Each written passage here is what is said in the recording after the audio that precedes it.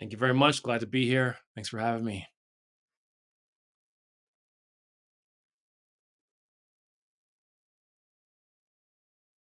That's right. That's right.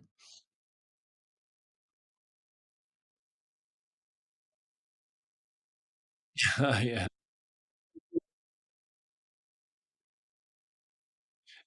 Yeah. What's it like? So Canada has a reputation of being, super nice, super kind, and so we are. I would say very friendly. Never felt any kind of animosity much being in Canada. But to be honest, I do travel to the U.S. quite a bit, and so a lot of times I find I would say you're pretty nice too. I get a lot more thank yous, good mornings, how are you? People holding the door, good evening. There's a lot more just sort of like automatic politeness that happens in the US, whereas Canada can be a little more quiet, a little more conservative sometimes. So I don't see a lot of differences where the places I go. Like I'm going to New York and Chicago's and places like that. And it's pretty similar for the most part. Yeah. Yes. Yeah.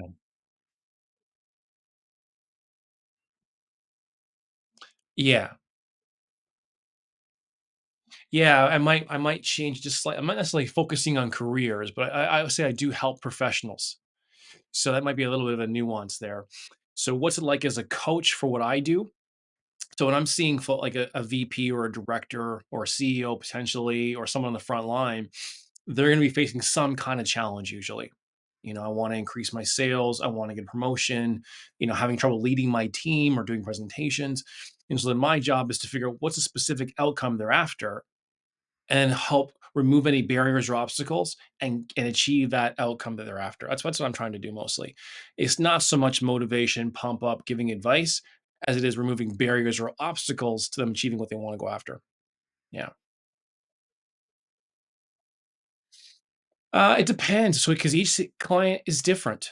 If you focus on say presentation skills, it might be the fact that they're not sure how to make their message more succinct.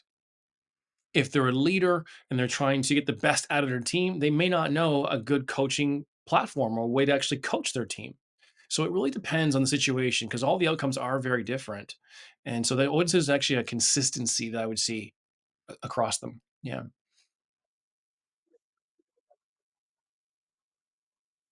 Yeah. That's right. Mhm. Mhm.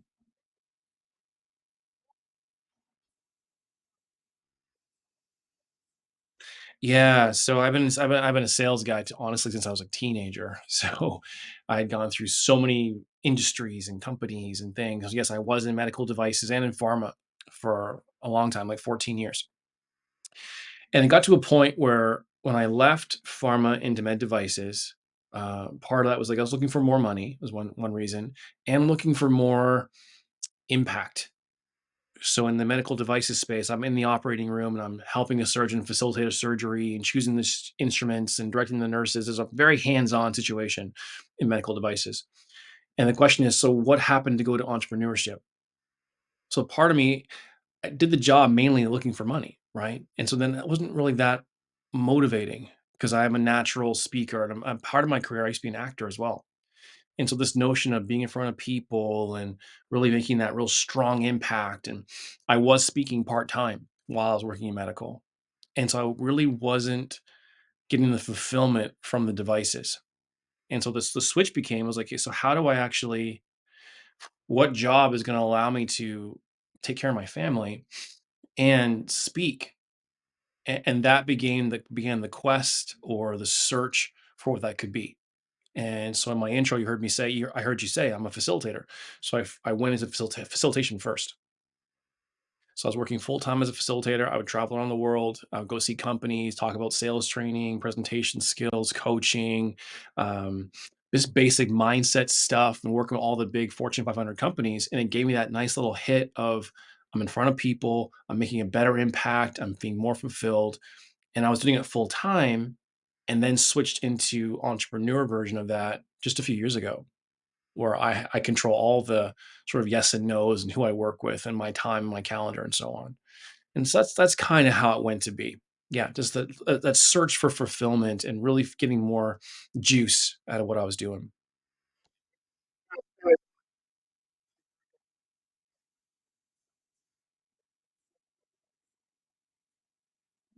Yeah,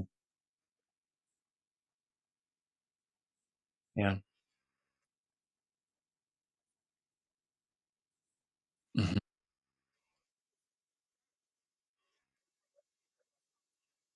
Yeah.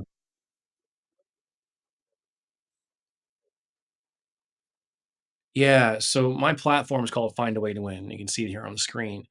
And so I focus on how to help folks perform better under pressure.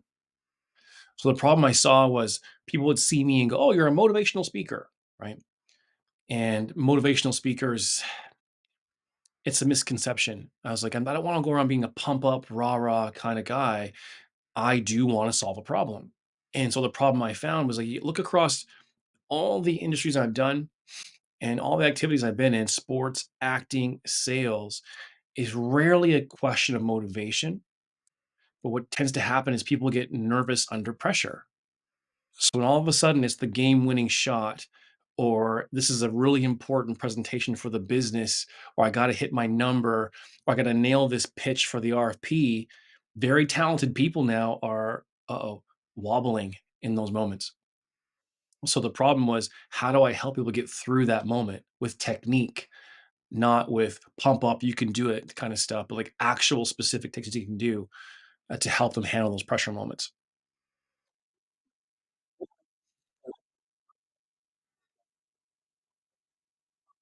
Mhm. Yeah. Mhm.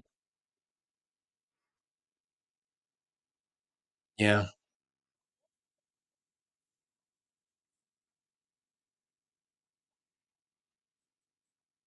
Yeah. Do I think it's more saturated? Probably not. Sometimes people think, oh, scarcity mentality is not enough for everybody, that kind of thing. I think it's enough for everybody. I think the difference between just people going, I'm a coach, and what I do is I went through a series of training, so there's something called the International Coach Federation. So you have to go through like 128 something hours of actual instruction first, and then do another 100 hours of paid coaching clients, and then do a test in front of an actual expert coach. So it's a pretty rigorous process versus someone saying, "Oh, you know what? I can coach you." And there's no common sense in their way through it kind of thing. It's like, no, no, no. I went through a whole system and framework and a process. So then when I'm in front of a CEO or I'm in front of a university student or in front of a divorcee, I have a process to fall back on versus just here's my common sense idea. And that's the big difference. Yeah.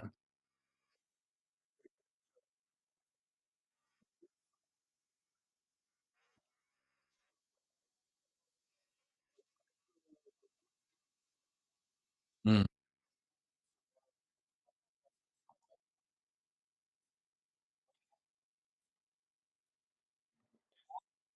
yeah.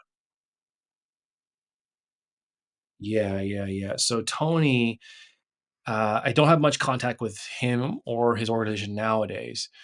But I would say when I was just getting going, massive, massive impact. And my story with him is unique because I was a fan. I had the tapes, I had the CDs, I had the books, and I'd watch them on the infomercial and all that sort of stuff, right? And it helped me in my early sales career.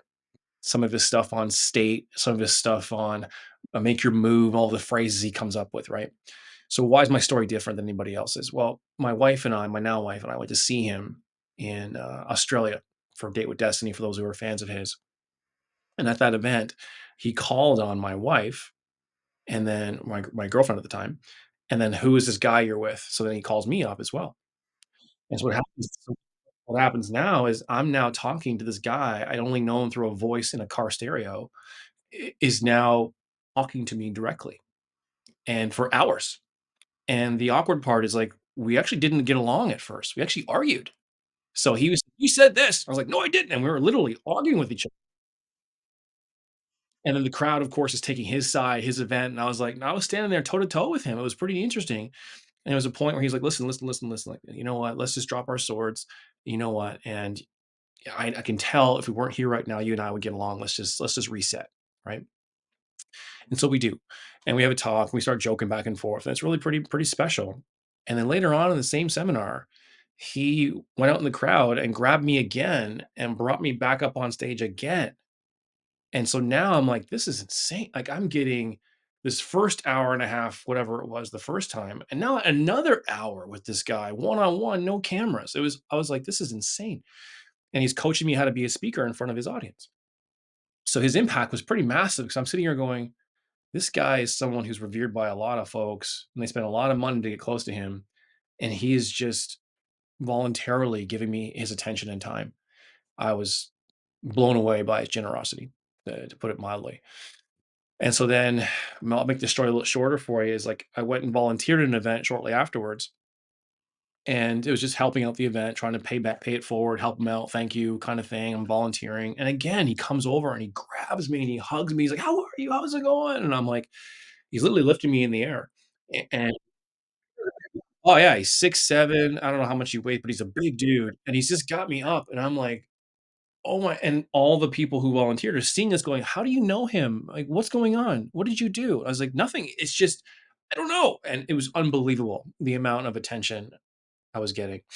And so naturally, I wanted to sort of pay this forward. So I started something in Toronto called the Toronto Power Group, and basically helping people for free, not for free, but for very low cost, helping them to improve their lives. So I did a seminar every month for about 120, 150 people, teaching some of his techniques, but other techniques as well, and did that for about 8 years. And that spurred me on to become a coach. And that's where I got my idea. Because when I was doing those seminars, there was points where people would ask me for direct help, and I was just kind of common sensing my way through it and guessing, and it just was not serving people. So that's when I went, I got to get more serious, got my coaching stuff. And then guess what happened next is Tony's company said, "Hey, you know what? Why don't you come coach with us?" And then I joined their company. I became one of their coaches. I started coaching his clients, getting way more reps in with a very high level clientele, as you can imagine. And so it was just a huge fast forward in my coaching skill, coaching Tony Robbins clients. And so I owe a lot of my early development, my practice, to him. Absolutely. Mhm,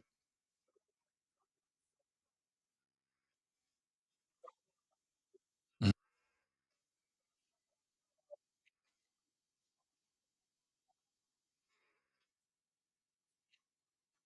Right.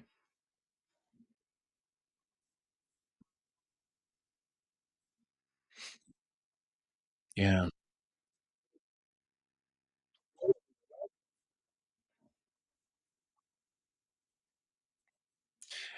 I think, yeah, there's this phrase called diversity of thought that's kind of floating around out there these days, right? I think to move around and see different things helps with the diversity of thought, right? It really does. And then your ability to have a more open mind, see things from more perspectives, it helps you be more versatile when it comes to finding solutions. You really want to be more resourceful. That's a very common phrase too. Something else in that space is I talk about pressure, is the only way to get better at pressure is to put yourself in pressure. And so when I go to like a Saudi Arabia, or I go to a Brazil, or I go to the US sometimes, I'm in pressured moments where this is not my normal environment. And I have to somehow still connect and create an outcome for these folks. That's the best way to get better at that moment, not by resisting it. Right. So I think it's really important for folks to see some, you don't get crazy with this, but you want to have some more exposure for sure.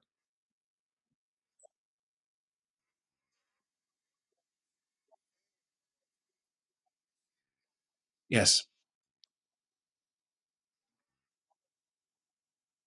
Mhm.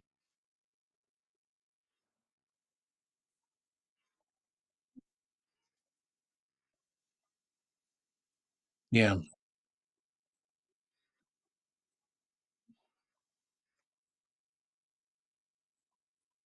Yeah.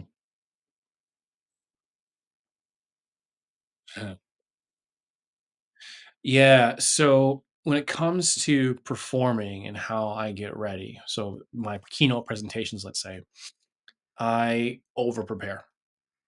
And so something I learned through my pressure work is this idea: if you're not over prepared, you're under prepared. So what that means is, even though I know the keynote so well, I'm still redoing it multiple times, like more times than you think is reasonable before the presentation. So when I saw you in Chicago that day on stage, I've done that talk, I don't know, 7 or 8 years now, but still coming into that moment for I don't know, 2, 3, 4 weeks before, I was still every day going through it, going through it, going through it, going through it. And so when the moment comes and you're on stage, it just feels second nature. Now, as you mentioned, things happen. Are you ready? So that day when I saw you, I had my speech cut by I think 15 minutes because they'd gone over for the first presentation, had to hit a certain award or a lunch situation. And hey, can you get this thing done in 40 minutes now? I was like, whoa. And so within a minute, it's like, how do I adjust what you can only make those adjustments that well if you're over prepared. And so the audience was none the wiser. They had no idea that I cut 15, 20 minutes out of that thing and still had the same level of impact that we had, right? That all comes from the preparation. Absolutely.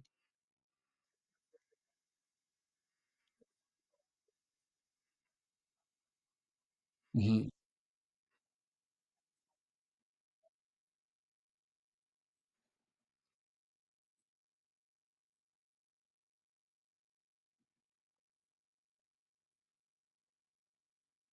Yeah,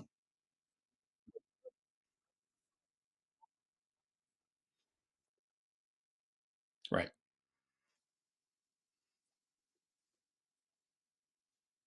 Whew, tough question. I'm not really sure, but I would say this.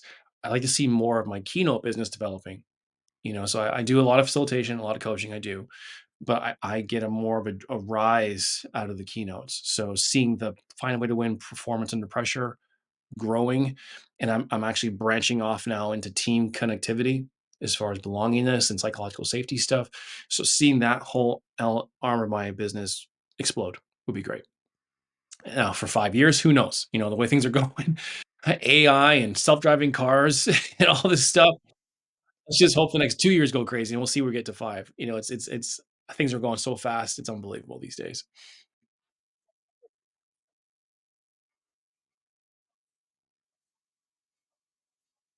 Yeah, yeah.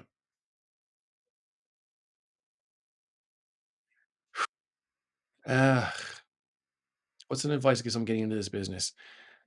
I say you got to get good at rejection is one of the first things. Like I think my early sales career, my early acting careers really helped me get good at taking feedback and criticism well. You know, so when you come into this, a lot of folks are super passionate, enthusiastic. I want to help people, which is very noble. The hard part is people are pretty tough with their criticisms. And so if you're not ready for that, it can knock you out of the game pretty fast. So you're coming in, you got a great speech, a great message, you want to help someone's problem, excellent. When someone's like, "You're terrible. You shouldn't do this. You offended me. This is an insult to my," like when you start hearing those really hard phrases, can you keep going? That's one of the pieces that gets really overlooked. Not everyone's going to go, "Way to go, good effort." No, they're going to say that was awful and you shouldn't do this. And then what do you do when that happens? You know, that's an important piece. Toughen up your skin. Get ready for the rejection.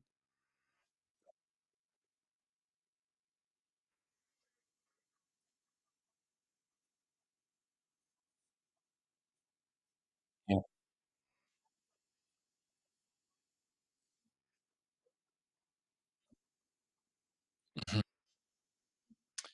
There's a couple things here. So the speakers associations like the Toastmasters of the world or the Illinois Speakers Club, those kind of things, I think they're great, but they're very different than the ICF coaching certification. Okay. So if you're going to become a speaker and you want to get some more practice and be supported, absolutely get in there with Toastmasters, those kind of things. I even did Toastmasters in my early days, to learn how to build a speech and get around people who are positively supporting you and they know how to give feedback properly. Like all of that stuff is great. I think what fast forwarded me was speaking to the public. So my public seminars I was doing, and I had no control over what they're going to say or do. So I could have someone in the audience coming against me.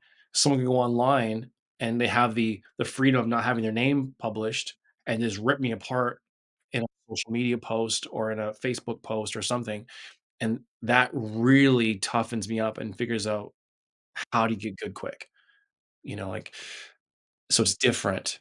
Toastmasters I love and it will help you, but getting in front of the public and doing it and testing it out for real, you're gonna learn fast when you're doing that.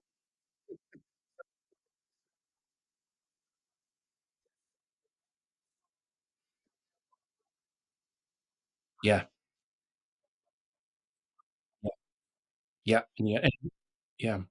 No, I was just gonna say, there's a Netflix special, Kevin Hart and, Chris Rock just came out, and they talk about that, like, getting out there and testing and trying and learning and seeing, and, like, it's hard to replace that when you're in a safe place like a Toastmasters or your company's district meeting or, at school projects, those kind of places, it's they're good, it's just you're gonna see your skill real quick when you're in front of a unknown audience.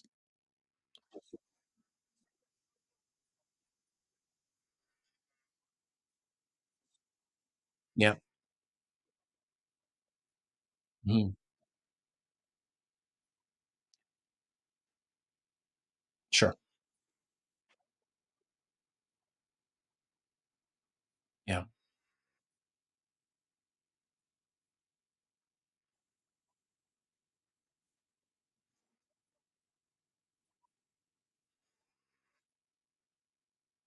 Mm. Mm, sure. I think, pretty similar to most of America, North America, right? This notion of it's not talked about, or if it is, it's in a negative context. Money doesn't grow on trees. What are you made of money? What are you doing, Mr. Big? Like, that kind of, and not really explaining those concepts. It's just sort of like this avoided taboo topic. And if it comes up, it's sort of shamed, you know? You go to a restaurant and it's like, "Why are you ordering that? Why do you want the most expensive thing?" "Oh," like that type of stuff, and so you kinda pull back a bit. Yeah. 10 and 4 right now. Yeah.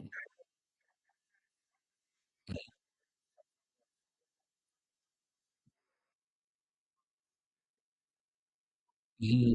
Mhm. Yeah.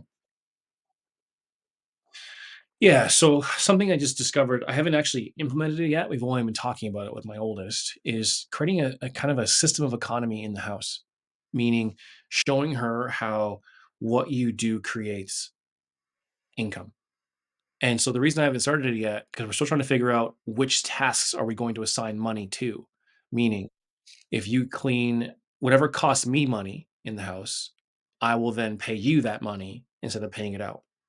So, for example, if I have a house cleaner, maybe I pay her for a quarter of the house, and we have a ledger where it's like, you've worked this many hours, it's going to be this. So she can really see how her actions turn into money.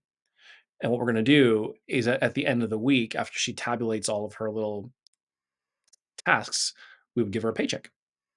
Okay. And so already she has a bank account already. So she has her own debit card, her own checking account, her own savings account. When she gets money now, I do say, look, you're going to put 10% into savings. Like that's already been happening for a while. But I think we're going to update to this place of creating a system of economy in the house for her, and probably, believe it or not, for the 4-year old too. Not the same level, of course, but start the conversation even earlier with her. Yeah.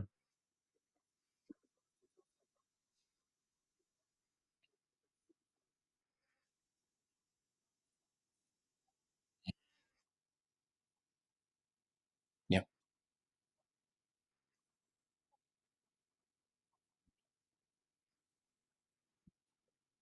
Yeah.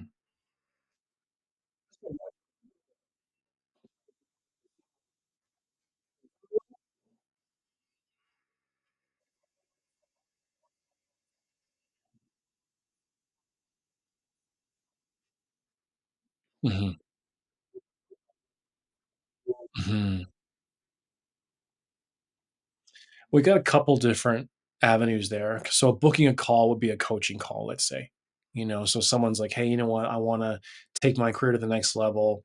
I want to become a better salesperson. I want to become a better athlete. Whatever the thing is they want to work on for coaching would be someone who would reach out to me for a book a call.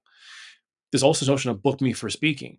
So then it might be an event planner planning their next conference, or it might be a corporate event planner booking their next sales meeting, or it might be the VP of sales wants me to work with their sales team, whatever. So those type of folks will usually be reaching out. So either from a coaching capacity, one on one, or large group capacity for a keynote, typically.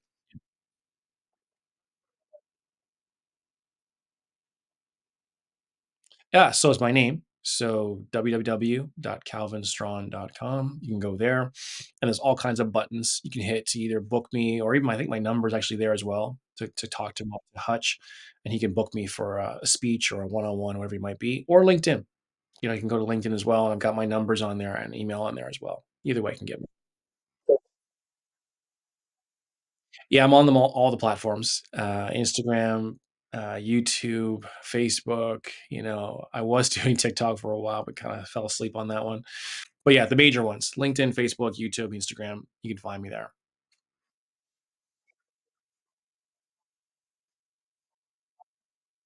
YouTube, yes,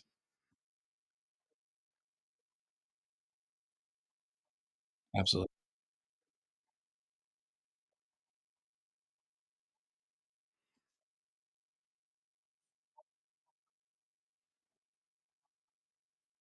Yeah, I appreciate the time. Thank you for having me. It's an honor. You too, Michael. Take care.